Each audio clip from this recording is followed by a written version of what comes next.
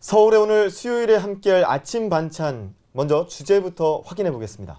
네, 오늘 함께할 아침 반찬은 노인들의 지하철 모임승차 폐지 논란입니다. 빠르면 오는 6월부터 서울시는 버스와 지하철의 요금 인상이 불가피하다는 입장을 보였는데요. 따라서 지하철 요금은 1,050원에서 1,250원으로, 시내버스는 1,200원으로 인상할 것으로 보입니다. 이 같은 요금 인상은 만성적인 적자를 타개하기 위해서인데요. 특히 서울 지하철 공사의 경우 무임승차로 인한 적자 폭이 2013년에는 전체 이용객의 15.6%로 3억 8,670명이 무임승차를 했고 손실 비용만도 3천억에 육박하고 있습니다. 노령 인구가 늘어남에 따라 향후 적자 폭도 점점 커질 것이라는 게 공사의 입장입니다. 따라서 노인들의 무임승차 폭을 줄여야 한다는 목소리도 나오고 있는데요. 오늘 아침 반찬 노인들의 무임승차 어떻게 봐야 할지 얘기 나눠보도록 하겠습니다. 네, 오늘 함께 머리 맞대고 고민해볼 두 분 소개하겠습니다. 마을미디어 창신라디오 덤의 조은영 씨 오셨습니다. 안녕하세요. 네, 반갑습니다. 네, 그리고 마을미디어 마포 FM의 김세한 씨 나오셨습니다. 안녕하세요. 예, 안녕하세요. 네. 네, 먼저 이 두 분은 평소 지하철을 자주 이용하시는지를 묻고 싶어요. 아니면 혹시 자가용으로 움직이시는지 조은영 국장께서 말씀을 먼저 해주시죠. 저는 이제 가족들이 같이 이동할 때나 아니면 좀 짐이 많을 때, 쇼핑할 때 이럴 때는 자가용을 이용하고요. 네. 보통은 지하철을 이용합니다. 아, 네. 그러면 김세환 씨는? 저도 주말에는 이렇게 자가용을 좀 이용하고요.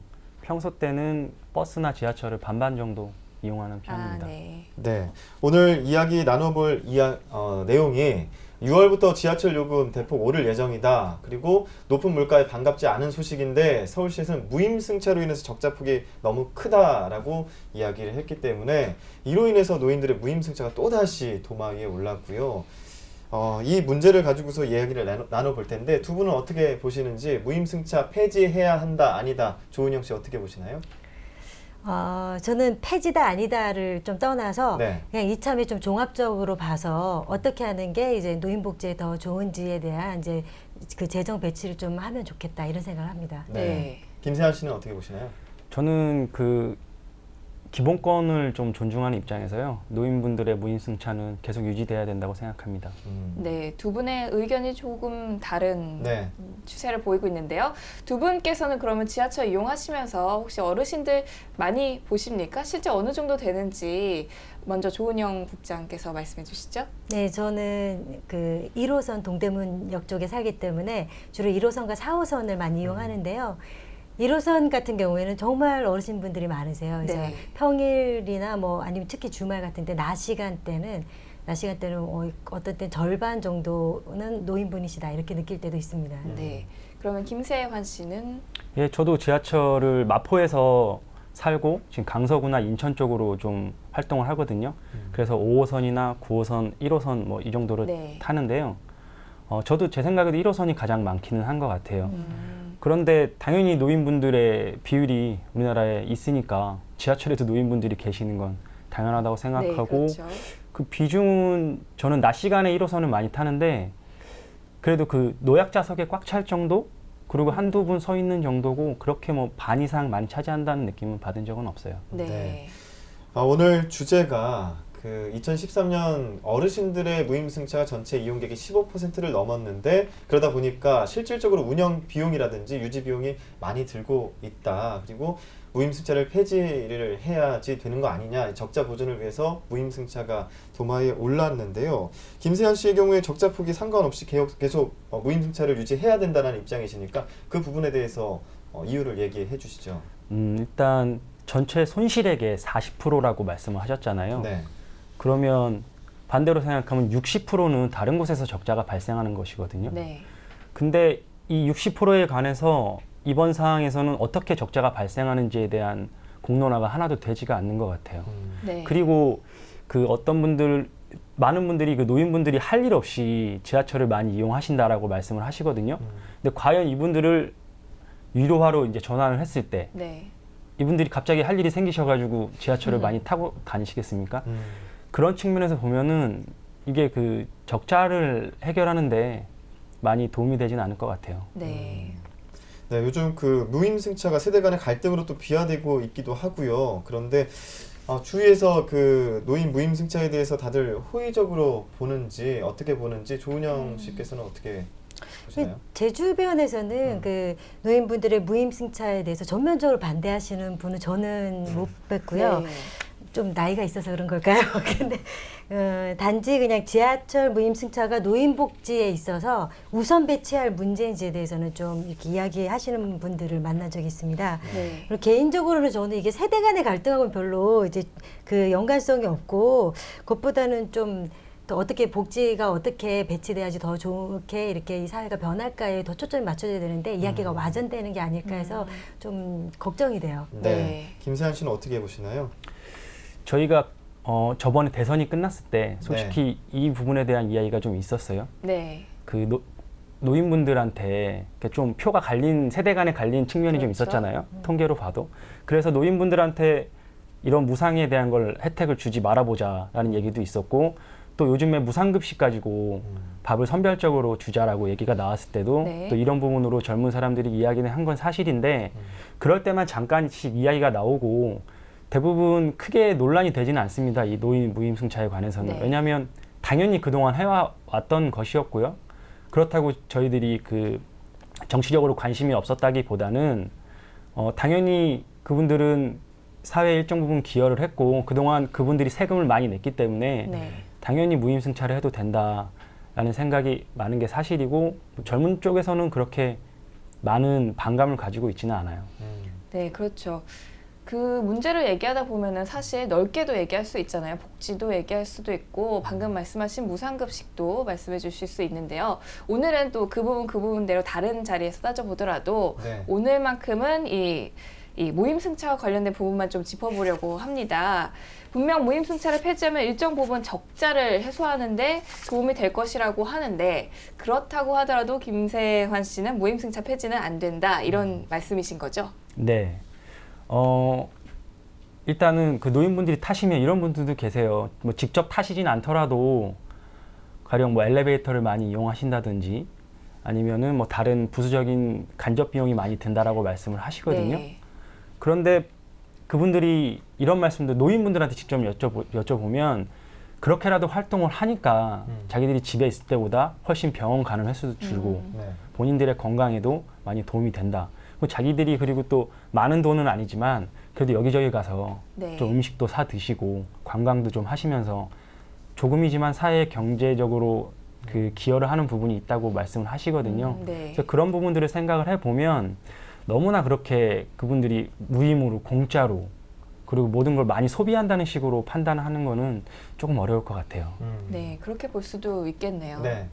그러면 조은영 씨는 반대 의견이실 것 네. 같은데 적자를 보전을 해야 된다라는 네. 입장이시니까 네. 어떻게 보시나요? 그러니까 일단은 그러니까 무임승차를 이제 폐지하게 되면 이제 노인분들이 이용을 좀 적게 하신다. 예. 이러면 아무래도 엘리베이터 이용이라든지 이런 것들이 줄어들어서 간접비용이 줄긴 하겠죠. 네. 예. 그리고 또 꼭 이용해야 하시는 분들은 돈을 내서라도 이용하시기 때문에 수입도 좀 늘 거라고는 생각을 합니다. 그래서 네. 문자 그대로 적자 해소에는 저는 다소 도움이 될 거다 이렇게 보는데요. 근데 고민이 되더라고요. 제가 사실 이 과제를 좀 받고 고민을 하고 신랑하고도 이야기를 해봤는데 네. 그러면 이걸로 우리가 얻는 게 뭐냐 하면 명백하게 이제 돈인 것 같아요. 네, 특히 그렇죠. 이제 지출할 능력이 되시는 분이 지출하는 거는 좋은 일이라고 보거든요. 네. 그런데 또 한편 좀 우려되는 지점은 결국 경제적 부담을 느끼시는 그 어르신들의 이동권이 축소되고 그것으로 간접 비용을 줄이겠다는 말이 될 수도 있는 것 같아요. 네. 그래서 그 부분은 좀 우리가 이제 생각을 해봐야 될 게 아닌가 이런 생각이 듭니다. 네. 네. 또 추가적으로 생각해 봐야 될 것이 네. 무임승차 폐지가 아니라 이것을 네. 좀 조정을 하게 된다면 네, 네. 선별적으로 무임승차를 하도록 만들면 어떻겠냐 제도 개선에 대한 이야기가 나올 수 있는데요. 외국에서도 네. 100% 무임승차 하는 곳은 우리나라밖에 없다고 네, 하더라고요. 그래서 이런 부분에 대해서 조은영 씨는 의견이 있으실 것 같아요. 어떻게 보시나요? 아니 저는 사실 그 복지국가에서는 다 이렇게 막 100% 무임승차하는 줄 알았어요. 네. 그런데 이제 저도 이렇게 보니까 제가 찾아본 중에는 없었어요. 네. 그래서 이게 이렇게 쉬운 일은 아니겠구나라는 생각이 들었고 네. 대체로는 차등 할인율을 적용을 하더라고요. 근데 또 중요한 거는 저희들이 지금 지하철만 무임승차인데 이제 그 복지국가 같은 경우에는 버스나 아니면 기차 그리고 고속버스까지도 할인을 하는 경우가 있더라고요. 그래서 저는 이거를 딱 지하철의 문제만으로 볼 게 아니라 전체적인 대중교통을 놓고서 봐야 되지 않을까.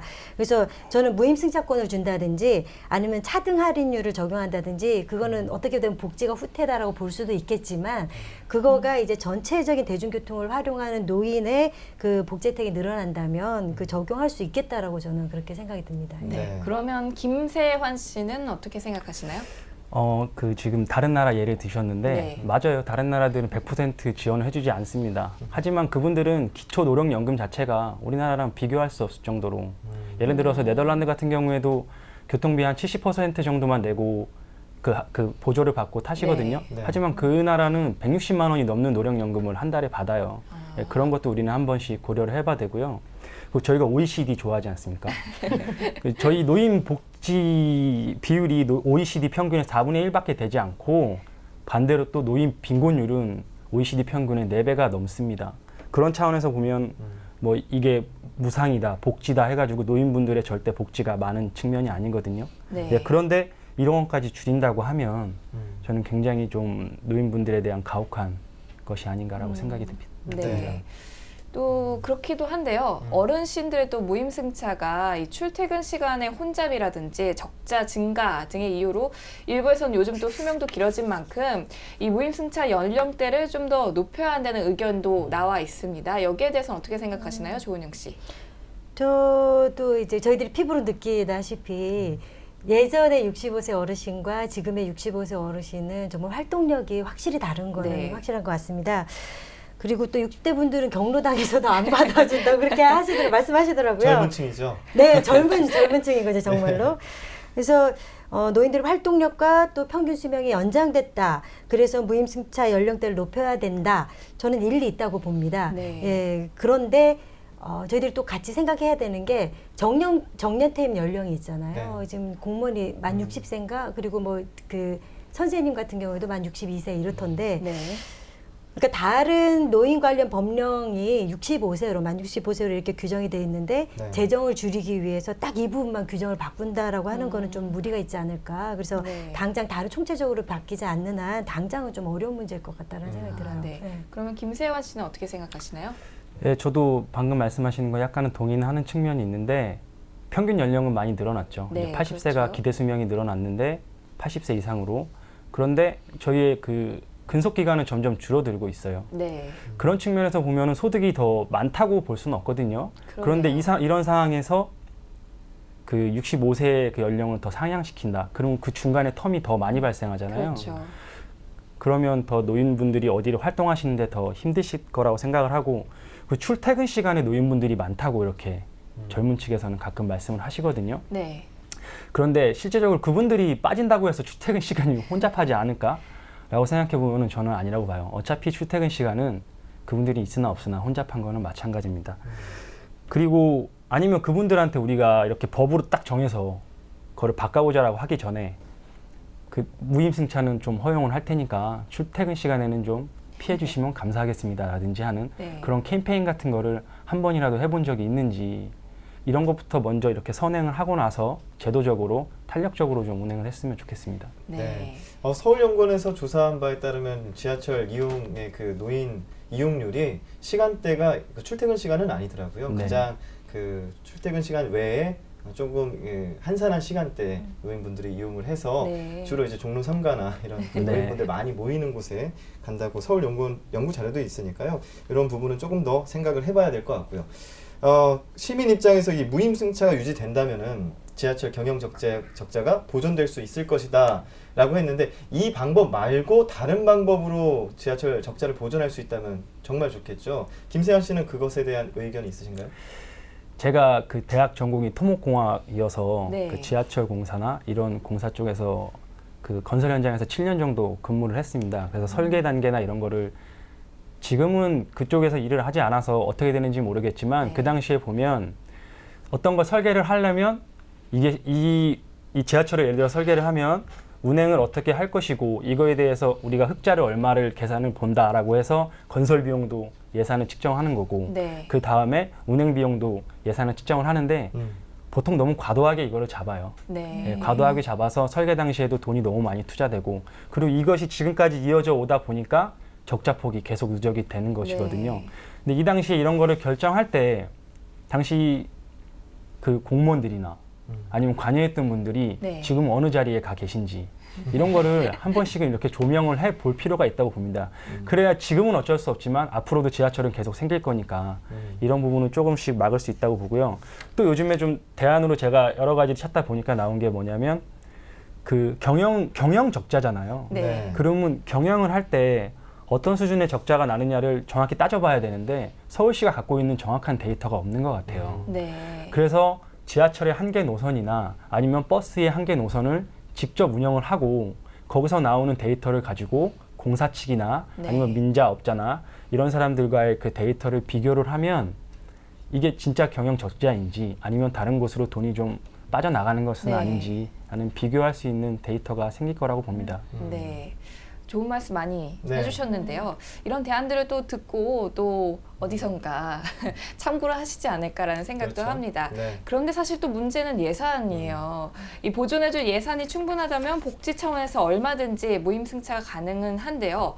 적자를 또 고스란히 서울시에서 떠안아야 한다는 입장에서는 대책이 필요하긴 하잖아요. 네. 그래서 서울시 시민으로서 이 문제 어떻게 풀어가는 게 좋을까요? 아이디어를 보탠다면요, 조은영 씨?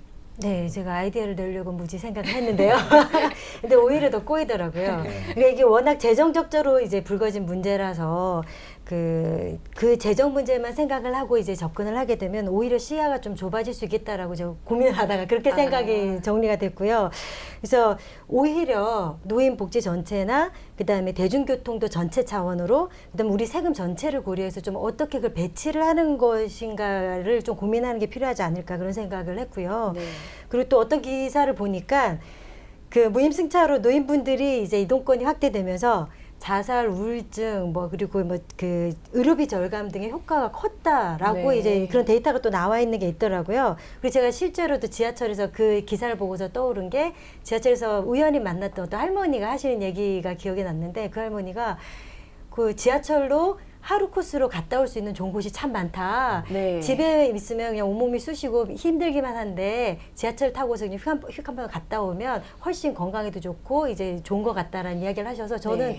굉장히 부지런하신 할머니시다 이렇게만 생각을 했었는데 지금 이제 다시 떠올렸을 땐 그러니까 그렇게 그러니까 노인들의 건강을 위해서 우리가 그렇게 좀 캠페인을 한다든지 해서 사회적으로 그쪽 방향으로 유도할 수도 있지 않을까. 네. 그럼 그렇게 되면 저희들이 그 건강보험료로 저희들이 엄청나게 많은 이제 수입이 저 세금이 들어가게 되는데 네. 그런 것들이 절약 효과도 굉장히 클 수 있겠다. 그래서 저희들이 좀 더 크게 보면 좋겠다 이런 생각을 하게 됐습니다. 네. 네.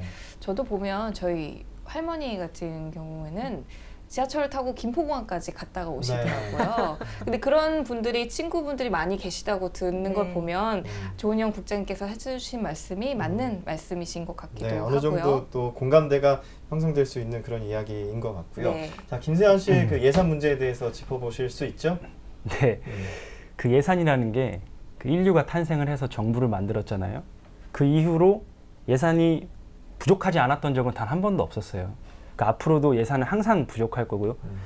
그 시민들이 세금을 걷어가지고 나라가 흑자를 낸다라는 발상 자체가 저는 좀 이상하다고 생각을 네. 합니다. 그리고 그 이 예산이라는 것은 어디에 먼저 쓰느냐 우선순위를 두는 것에 대한 그 철학이나 의지의 문제지 돈이 많고 적고의 문제는 저는 아니라고 생각을 해요. 그리고 이 노임승차에 관해서 오늘 얘기를 하니까 노임승차 처음에 최초의 그 법안을 발의했던 기관이 정부 부처에서 그 보건복지부에서 이거를 발의를 했고 네. 그리고 거기서 계속 권고를 하는 입장이거든요. 하지만 지금 이 적자에 관해서는 전혀 보전을 한 푼도 해주지가 않고 있는 게 사실이에요. 그래서 그 시나 지방자치단체에만 이런 걸 떠넘기지 말고 정부 단체에서도 적극적으로 해결을 하려는 의지를 보였으면 좋겠고 그 요즘 그 세일즈 외교를 하시느냐고 그 박근혜 대통령이 많이 바쁘시잖아요. 네. 그분께서도 착한 적자라는 말씀을 하신 적이 있어요. 네. 네. 그러니까 정부에서도 이런 착한 적자에 관한 부분을 한번 심도 깊게 생각을 해봐야 된다고 생각합니다. 그리고 노인들이 방금 말씀하신 것처럼 여러 군데 이제 다니시면서 적적함을 해소하시기도 하고 한다고 하셨는데, 그러면 그분들이 지하철을 타지 않고 자기 동네에서도 그런 것을 해소할 수 있게끔 그런 차원에서도 저는 접근을 해야 된다고 봅니다. 네. 그리고 그동안 이제 월급은 오르지 않았지만 계속 공공요금은 올라가고 있는 게 사실이고 물가도 올라가잖아요. 그런 측면에서 보면 지금까지 지하철 요금이 너무 오르지 않은 것도 사실이에요.